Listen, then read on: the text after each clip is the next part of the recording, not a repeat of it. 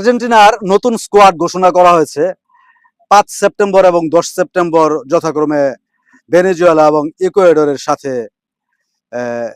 বিশ্বকাপ বাছাইয়ের লাস্ট দুটি ম্যাচে। প্রথমটি হবে হোম ম্যাচ, পরেরটি অ্যাওয়ে ম্যাচ। সেজন্য সবাই বলছে যে লিওনেল মেসির এটি আর্জেন্টিনাতে শেষ ম্যাচ। আসলে আমরা দেখতে পাচ্ছি যে লিওনেল স্কালোনি মিডফিল্ডে অনেক পরিবর্তন এনেছেন। মিডফিল্ডে নতুন মুখ এনেছেন মাস্তানতুয়ানো, ভ্যালেন্তিন কার্বনি এবং এচেভেরি।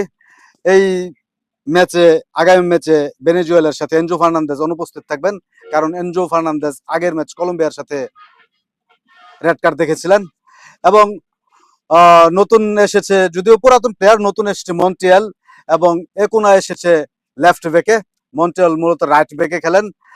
আমরা জানি যে কলম্বিয়ার সাথে দেখেছি যে আর্জেন্টিনা ডিফেন্সিভলি যারা প্রেসিং খেলে তাদের সাথে একটু দুর্বল, যারা হাই প্রেস করে তাদের সাথে ডিফেন্সিভলি অনেকটা দুর্বল হয়ে যায়। সেজন্য আমাদের প্রত্যাশা ছিল যে ডিফেন্সে পরিবর্তন আনবেন। তো নতুন মুখ এসেছে এবং আশা করি ডিফেন্সেও লিওনেল স্কালোনি অনেক পরিবর্তন নিয়ে আসবেন পরবর্তী ম্যাচের জন্য।